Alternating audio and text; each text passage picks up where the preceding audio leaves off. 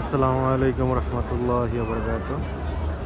আমি বর্তমানে রয়েছি মদিনা শরীফে। এই যে সবুজ গম্বুজ, এর নিচে রয়েছে নবীজির রওজা মোবারক এবং রিয়াজুল জান্নাহ। আর এর ঠিক এই পাশে জান্নাতুল বাকি। ওই যে মানুষ যাইতেছে দেখার জন্য, হাজার হাজার সাহাবীদের কবর রয়েছে। আর আরো একটা বিষয় হচ্ছে, এই যে দেখেন মানুষ ঘুমাইতেছে ফজরের সালাত আদায় করে, অনেকেই ঘুমাইতেছে।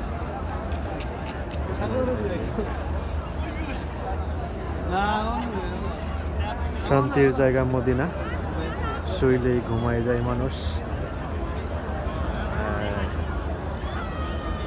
আর মসজিদে নববীর ভিতরের সাইডটা আসলে দেখার মতো, মানে এত সুন্দর।